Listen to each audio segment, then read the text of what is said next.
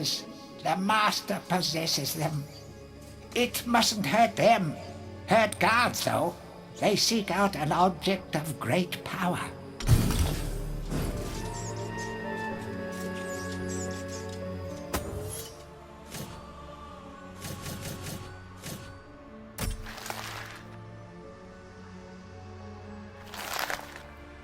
Winner of the Jolliest Witch in Gallowmere Award for the 4th consecutive year. Wartilda actually runs a successful potions business and makes cool cheddar from her pumpkin spice profiteering. The other witches are secretly jealous.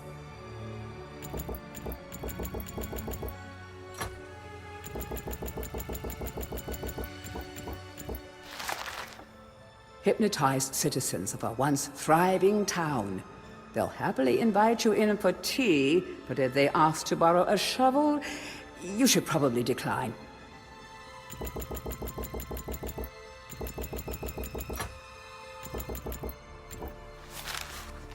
A terrifying reminder of the perils of competitive vegetable growing, this sinister squash has become a terrible influence on his once peaceful pumpkin.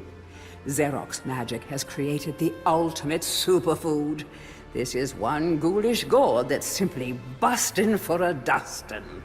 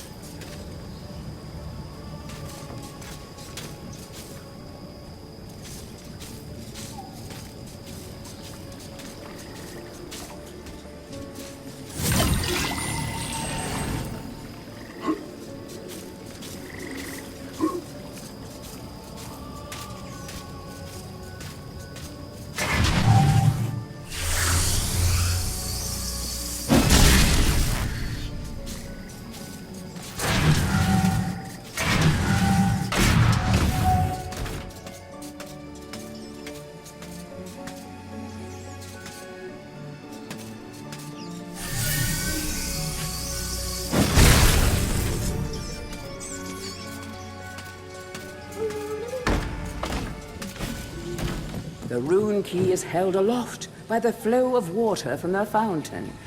You may have to wait for the next drought.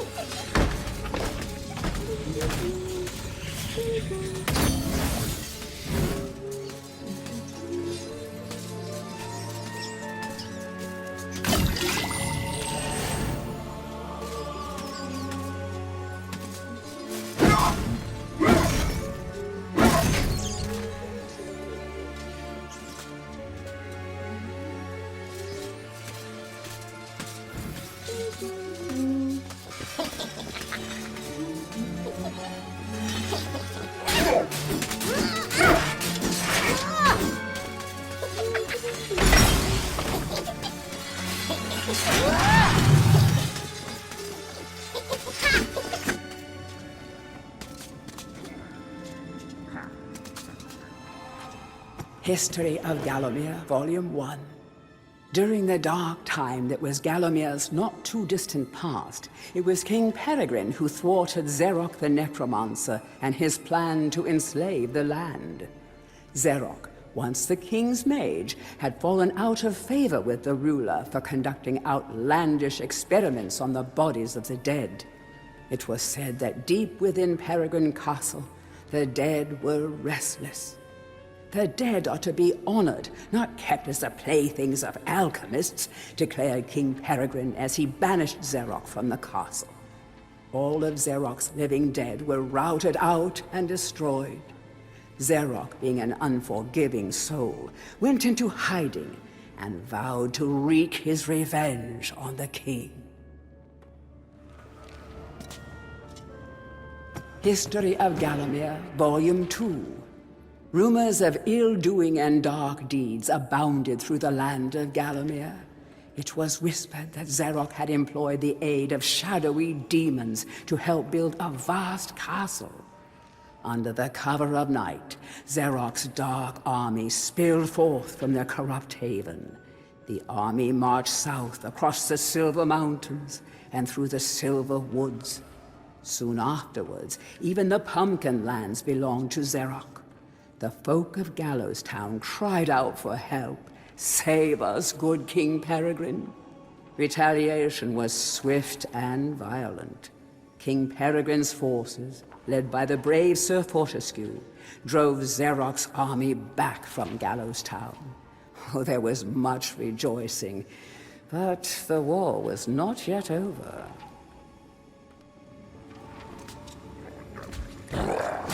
History of Gallowmere, Volume 3. News that Xeroc's army had now taken the Floodlands caused much concern. From this vantage point, Xeroc could march west to take the Enchanted Forest.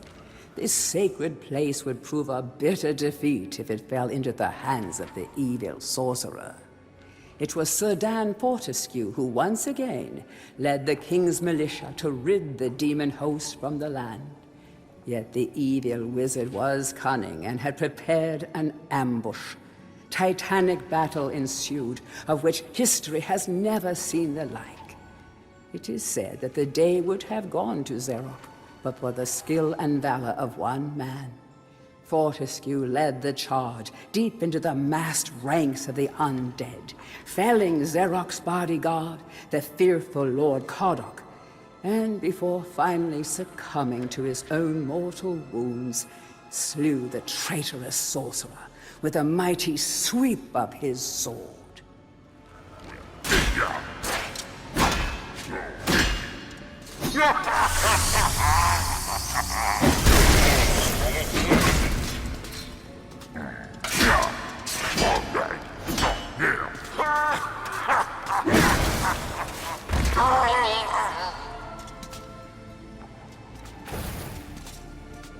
History of Gallowmere, Volume 4. The forces of evil were destroyed, but at a terrible price. None but a handful of the king's militia returned from that field. Gallowmere lost a whole generation of young men that day, including Canny Tim, the legendary crossbowman, and Fortescue's second-in-command, who fell in the first volley of arrows. Xeroc's body was never found, though if it lies unmourned in an unmarked grave, then no one in Gallowmere would shed a tear. The shadow demons that had fallen under Xeroc's banner were unnatural creatures that did not belong in the world of mortal men. the king declared that they be banished, entombed under the pure earth of the enchanted earth. Imprisoned within an impregnable box of the king's design, the demons were buried deep underground. Their tomb was sealed with a magical device that has since come to be known as the Shadow Artifact.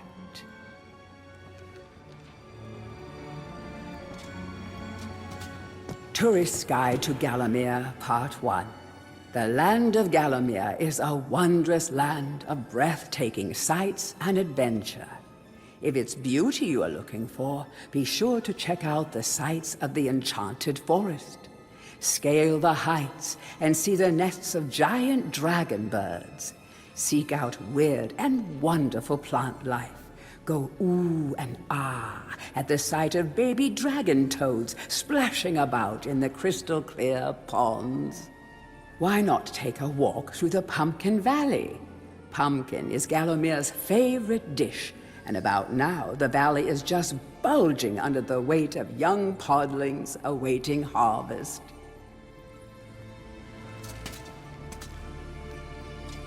Tourist's Guide to Gallowmere, Part 2. If it's mystery you're looking for, then the seasoned adventurer should travel to the ruins of King Peregrine's castle. Yes, this is the fortress from which the fabled King Peregrine once hailed. It is said that the king's crown was lost in the dungeons below the castle, and that the ghost of the regent himself now haunts these cold stone passageways. Spooky. Why not take the swamps and seek out the mythical town of Mellowmead? This place was once said to be a place of fantastical arcane alchemy, but an age has passed since it was consumed by the murky swamps. Perhaps great treasure awaits any adventurer that can locate its watery resting place.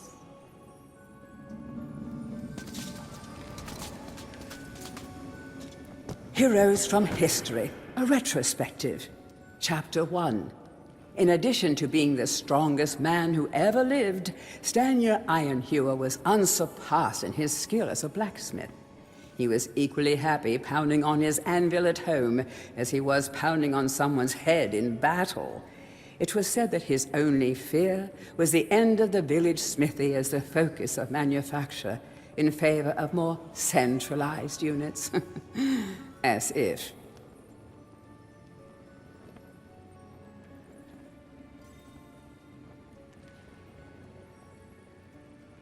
Chapter 2. Born a humble peasant to one of the nomadic tribes from the Eastlands, Bloodmanoth Skullcleaver gathered an army of horsemen and swept over half the civilized world. When he finally died, attempting a single-handed attack on a garrison in the north while armed only with a spike on his helmet, he was the richest and most powerful peasant of his day.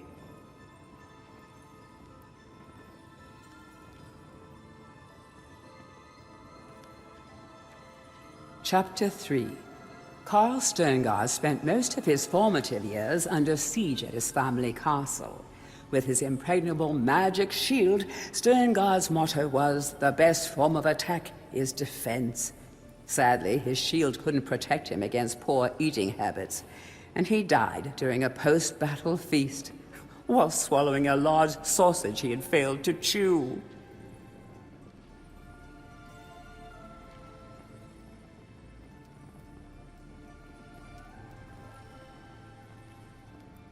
Chapter 4. Truly the hero's hero, Woden the Mighty was fearless, single-minded, and uncompromising. Unbeaten in combat, he inspired raw fear in friends and enemies alike, not to mention in close family members and pets. Chapter 5.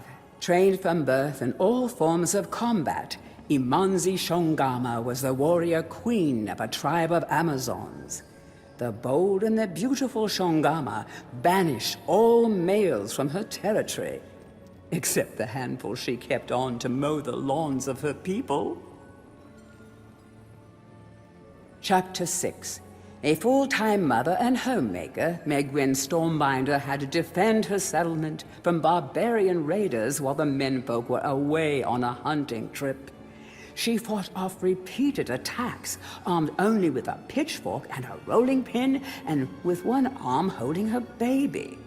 Legend has it that the gods, impressed by her indomitable courage, intervened and added thunderbolts to her arsenal. She won the battle with a couple of bolts to spare on her husband when he finally returned.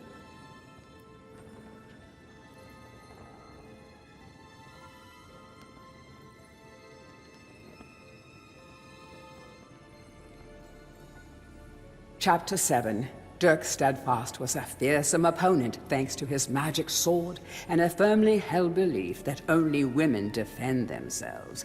Real men are always on the attack.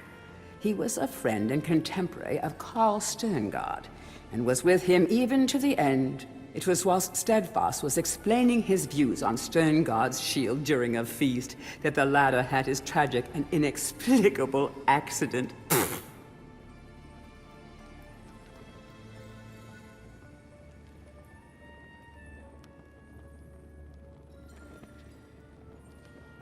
Chapter 8. Descended from the finest centaur Bloodstock, Ravenhooves the Archer was the last prince of his people. A proud and haughty aristocrat, he was an accomplished hunter, sportsman, duelist, playboy, raconteur, and 3 times Derby winner.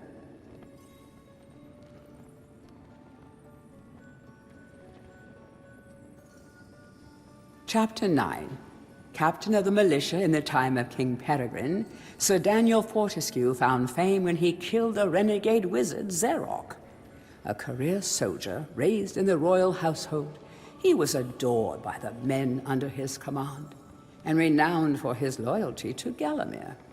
It was said that Fortescue was always destined for greatness. With his square jaw, steely gaze, and thick shock of hair as black as raven's wings, oh, he looked every inch the hero.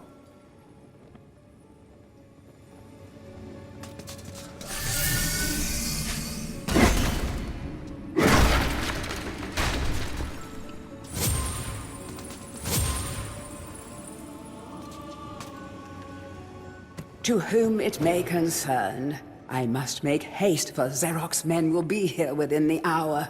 I have taken the crucifix from the church. It is the key to a key. I used the cross to make the attached cast. Then I had it destroyed. It is my hope that this cast falls into the hands of a just and good hero. Signed, the town mayor.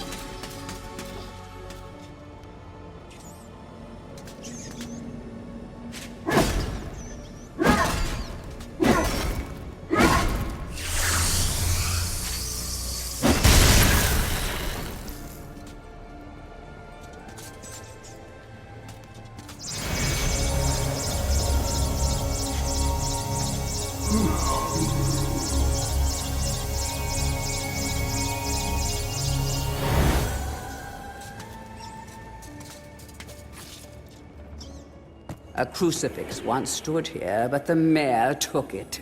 Find a replacement and see how the church should really look.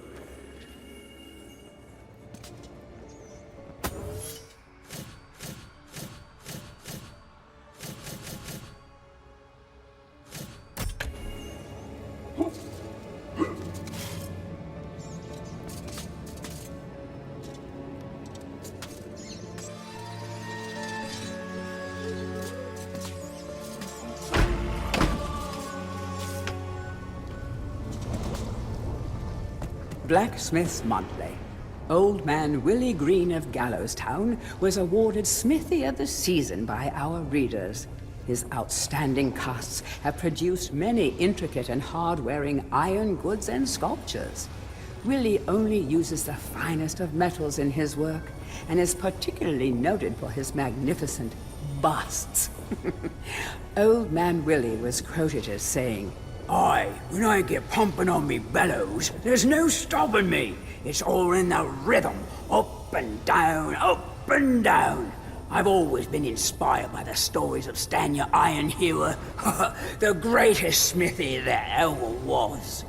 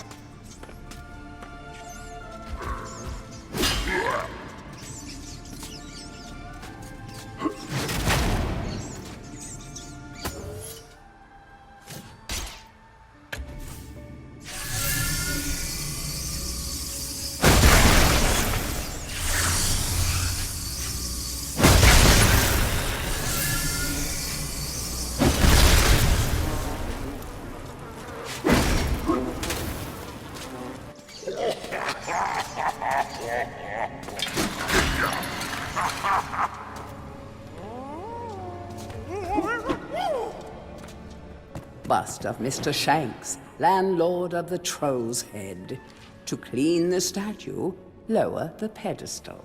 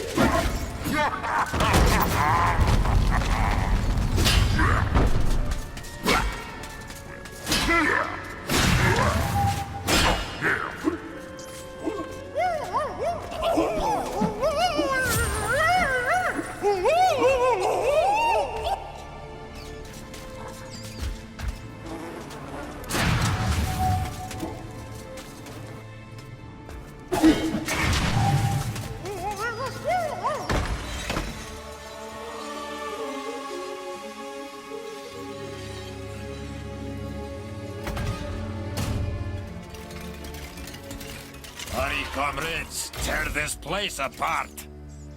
If we don't find the shadow artifact, Lord Zarek will have us mocking out the demons for the next millennium.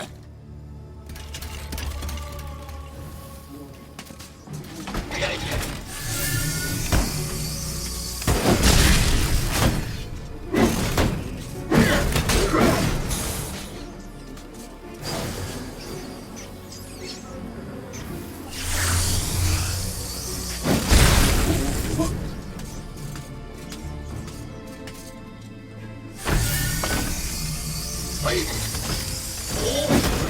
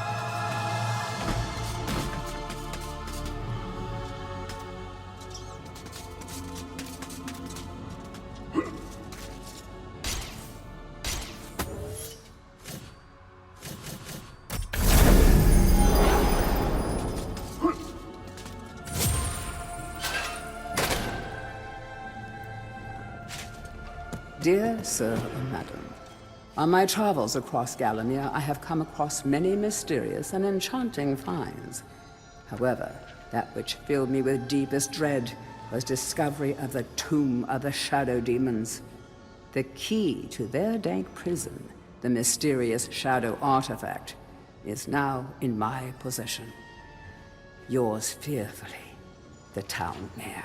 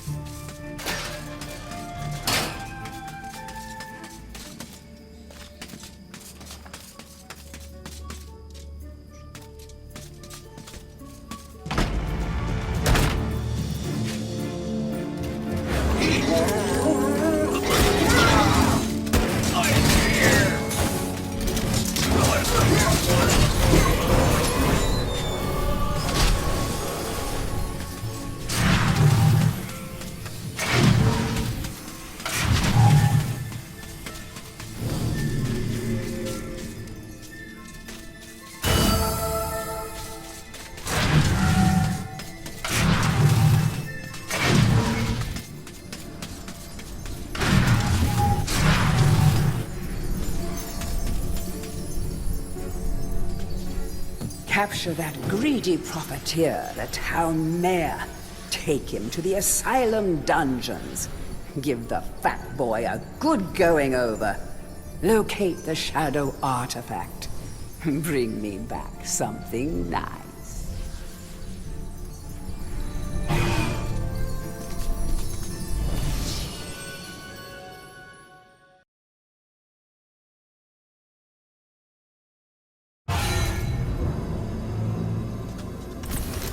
Back and forth like a supernatural yo-yo.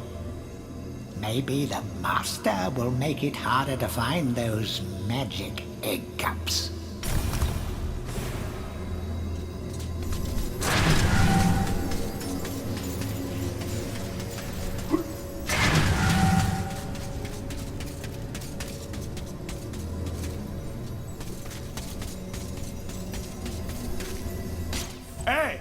Mr. Fortisque!